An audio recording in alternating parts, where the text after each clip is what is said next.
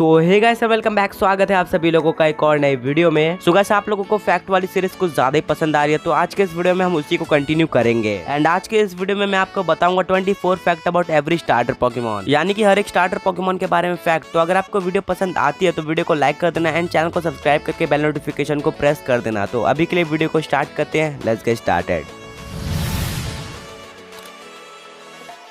Fact number 1, क्या आपको पता है जेन 1 के 5 स्टार्टर एंड जेन 2 के 5 स्टार्टर यानी कि चार्जार्ड एंड टाइफ्लूजन में काफी बड़ी सिमिलरिटी है। ऑफ कोर्स इन दोनों के लुक्स बिल्कुल भी सिमिलर नहीं है, बट उनके बेस स्टैट बिल्कुल सेम है। चाहे आप टोटल बेस स्टैट को देख लो या फिर किसी भी पर्टिकुलर स्टैट्स को देख लो, सब कुछ सेम है। और ऐसा सिर्फ फुल इवॉल्व फॉर्म के लिए नहीं है, तीनों ही स्टेजेस को सेम बेस स्टैट मिले एक दूसरे से। और साथ में किसी भी पोकेमॉन के मुकाबले सबसे ज्यादा चैंपियंस चार्जार्ड को यूज करते हैं, क्योंकि चार्जार्ड को 4 चैंपियंस यूज करते हैं। और अब एक फैक्ट चारमेंडर के बारे में, क्या आपको पता है चारमेंडर का नेम सारे अनइवॉल्व स्टार्टर्स में से सबसे ज्यादा बड़ा है, बिकॉज चारमेंडर के नाम में 10 अल्फाबेट्स आते हैं, जो कि किसी भी अनइवॉल्व स्टार्टर पोकेमॉन से ज्यादा है। फैक्ट नंबर 2, क्या आपको पता है विनोसर और ट्रॉफियस का height, weight and egg group बिल्कुल सेम है। जैसे कि दोनों ही पोकेमॉन्स की हाइट 6 फीट एंड 7 इंचेस होती है एंड दोनों ही पोकेमॉन्स 100 केजी वे करते हैं। और दोनों का एग ग्रुप बिल्कुल सेम है, जो कि मॉन्स्टर एंड ग्रास एंड दोनों ही पोकेमॉन्स की एक नेक टाइपिंग ग्रास टाइप है। तो हाँ, ये दोनों पोकेमॉन्स काफी ज्यादा सिमिलरिटी शेयर करते हैं। और विनोसर के साथ में उसके पूरी एवोल्यूशन लाइन की सेकेंडरी टाइपिंग पॉइजन टाइप है, जिस वजह से इकलौते ऐसे स्टार्टर पोकेमॉन बन जाते हैं जिसके पास पॉइजन टाइप हो।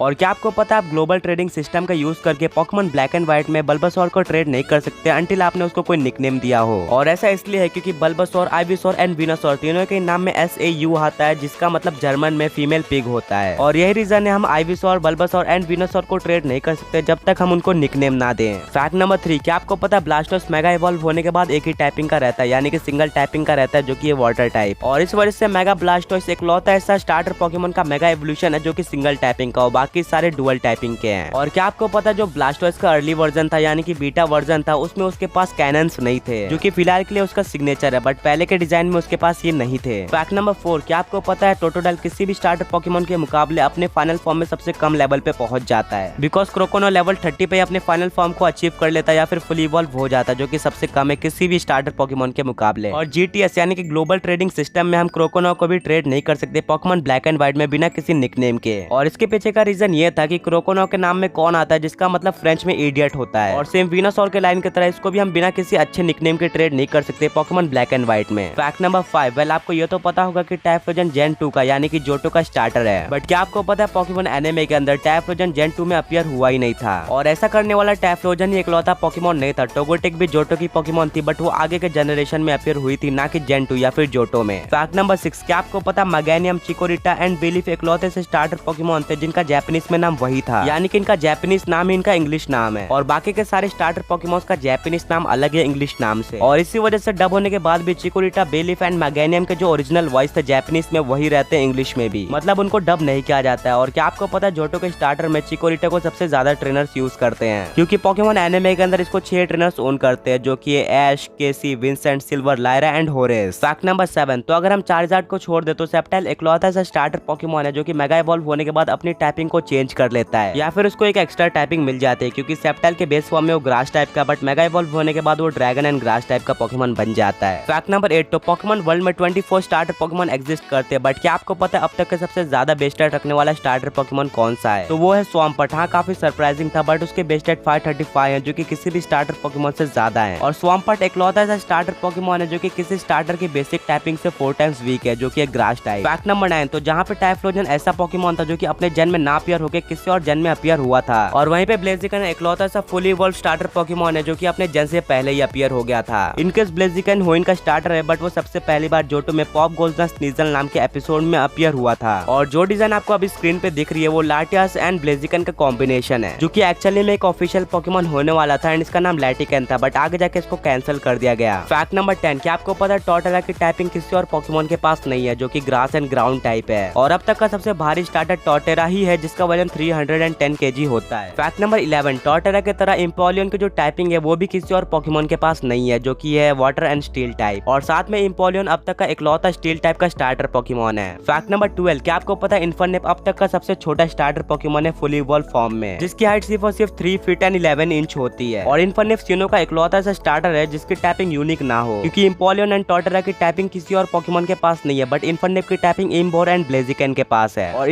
पोकरनिप एकलौता ऐसा सिनो स्टार्टर भी है जो कि किसी टाइपिंग के खिलाफ इम्यून ना हो। फैक्ट नंबर 13, क्या आपको पता है सारे यूनोवा स्टार्टर्स का बेस स्टैट टोटल एकदम सेम है जो कि 528 है। और ये फैक्ट सर्पीरियर के बारे में, तो सर्पीरियर एकलौता ऐसा स्टार्टर पोकेमॉन या फिर जेन 5 का पोकेमॉन है जो कि सर्पेंटाइन शेप रखता हो। फैक्ट नंबर 14, क्या आपको पता है पोकेमॉन के डिजाइनर्स ने सैमुराइट के डिजाइन उसके प्री इवॉल्व फॉर्म से पहले सोच ली थी या फिर बना ली थी। और ये फैक्ट मैंने ऑलरेडी बता रखा है कि डिजाइन करने में अब तक का सबसे हार्डेस्ट पोकेमॉन सैमुराइट ही था, जहाँ पे पोकेमॉन के डिजाइनर्स को एक्वेरियम विजिट करना पड़ा था एंड वहाँ पे सी लायन से इसकी इंस्पिरेशन ली गई थी। और अब तक का सबसे हैवीएस्ट वाटर टाइप स्टार्टर सैमुराइट है अगर हम किसी अल्टरनेट फॉर्म को छोड़ दे। फैक्ट नंबर 15, क्या आपको पता है यूनोवा रीजन में एम्बोर एकलौता ऐसा स्टार्टर है जिसके पास डुअल टाइपिंग हो जो कि फायर एंड फाइटिंग टाइप है। बाकी के बच्चे दोनों स्टार्टर्स यानी कि सैमुराइट और सर्पीरियर के पास सिंगल टाइपिंग है। फैक्ट नंबर 16, चेस्टनॉट अब तक के सबसे ज्यादा वीकनेसेस रखता है सारे स्टार्टर पोकेमॉन में से, जिसके पास टोटल 6 वीकनेसेस है। और क्या आपको पता है जब चेस्टनॉट अपने हाथों का इस्तेमाल करके अपने फेस को ढक लेता है तो एक बॉम्ब ब्लास्ट को भी सह सकता है। तो आगे बढ़ने से पहले एक पॉके क्विज, तो स्टार्टर पोकेमॉन्स को मिलने वाले तीनों ही बेसिक टाइपिंग्स का नाम बताओ।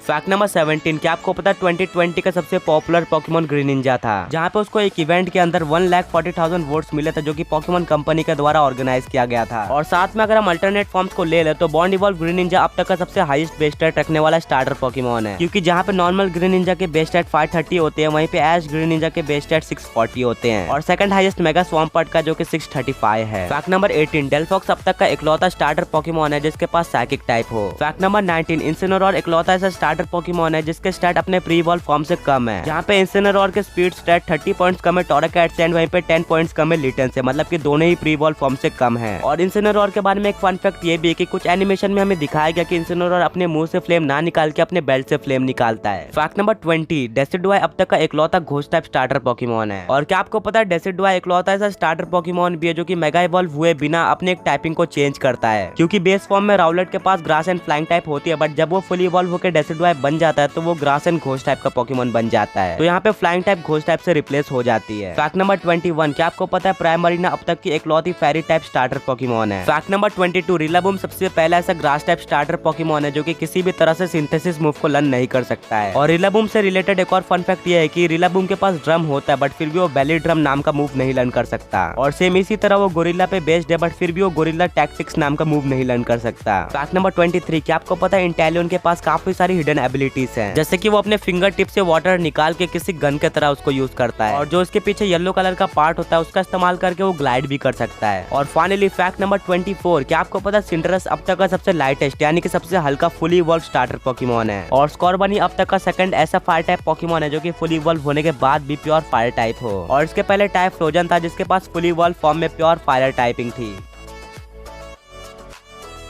वेल गाइस, आज के इस वीडियो में बस इतना ही था। अगर आप लोगों ने वीडियो को एंजॉय किया है तो वीडियो को लाइक कर देना एंड चैनल को सब्सक्राइब करके बेल आइकन को प्रेस कर देना। तो मिलेंगे ऐसे ऑसम कंटेंट के साथ। Until then, peace out.